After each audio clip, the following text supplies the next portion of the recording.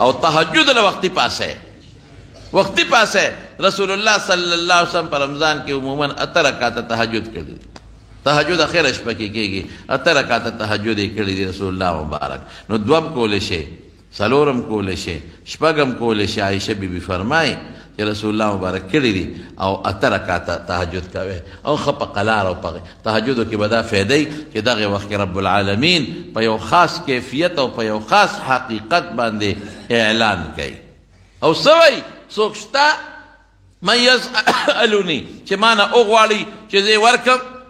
سوکشتا چې مانا بخنه اوغواړي او زه وبخم واه واه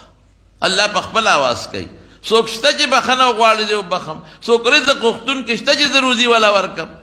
ورت خلق وي روزي می تنګه ده روزي می تنګه ده روزي می تنګه ده نو د رسول الله مبارک په خبر عمل ولې نه کوي چې روزي تنګه ده پېشمنی پاسا او نفل وکا او الله نه غواړه او دا وکي زموږ باباجي د خدای پاک وبخي مولانا شهزاده صاحب رحمت الله علیه هغه به یو ټکی وي هغه به جړل دی پېشمنی کې قسم دی جړل وي هغه جړاګانې ما ته یاد دي اوسما چې پېشمنی به پاسې نو خدای ته په جړا او جړل به او ذابه تعاظمني ذنبي فلما قرنته بعفوك كان عفوك اعظما یا الله زه دا ګودي ګناه خو ډېر زیات خراب کړم دا خو په ما ډېر لوی بوج شو خو الله چې د خپله ګناه مې ستا مغفرت سره مخامخ کړه چې زما ګناه ډېره ده که د خدای مغفرت ډېر دی نو الله زما د ګناه نه ستا بخنه بیا ډېره زیاته ده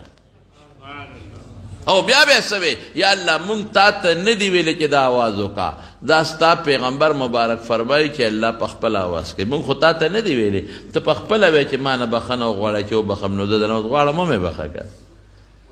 مونږ خو نه دي ویلې چې ته وایې چې سوال وکړه الله تا ویلي دي چې ما نه سوال وکړه چې درکړم نو زه سوال کوم که نه راکړه اوس که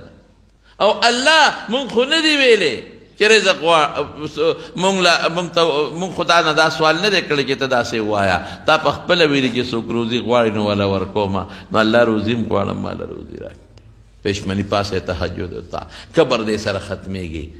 دې کې عجزي پیدا کېږي دغه وخت داسې وخت دی چې د ریا نه لرې دی څوک به درنه خبر او ته به د رب العالمین عبادت وکړې دا د خوب د خوند د خوب ټیم دی او چې ته د خوب د خوند دا ټیم الله له ورکړي الله څه وایي اوهو لذت النوم د خوب خوند یې پرېښود او ما ته مخامخ ودرېده دا د ما سره جوړ ډېره مینه ده نو الله به در د هر څه قبول کړي انشاءالله العزیز نو تهجد او تراویح دا کوئ صحابه کرام به څنګه کولې یو ځل رسول الله صلی الله علیه وسلم په اعتکاف کې نو روت بار د اعتکاف د غځای نه نو چې روت صحابه په جومات کې نو ورته د جمع تهجد یې ورته په جمع وکړل دې ته مینه وایي ته وایې دا څوک نو درېږي هغه خلک صحابه چې واپس شو یو بل ته الوي چې بېګا مو د حضور پاک مبارک سره تهجد په جمع کړی دي هغوی نو ښه تاسو دا کړي دي ورېږې مونږ به م ځو نو په بله شپه نور هم رالل نو رسول الله مبارک ورته راووته نو تهجد یې ورته په جمع وکړه نو هغوی چې خواره شو نو هغوی دا بیا خلکو ته وایي چې مونږ خو حضور پاک مبارک سره تهجد په جمع کړی دي نو په بله شپه جومات د خلکو ډک شو دې ته شوق وایي او حضور نبی علیہ السلام سره تاسو تهجد په جمع کړی دي ورېږې مونږ هم کوو جومات مکمل ډک نو په بله شپه رسول الله مبارک راونوته سحر راووته نو صحابو ته څه او صحابه به څه چل کوو چې کوم هغه پوزکې ځان ته تاو کړی و د اعتکاف دپاره نو هغه یې تاسې په کاڼو باندې ویشته چې که نبي علیه السلام ودي چې راویښ شو مونږ ته جمع وکړي دې ته شوق وایي د مونږ به څه شوق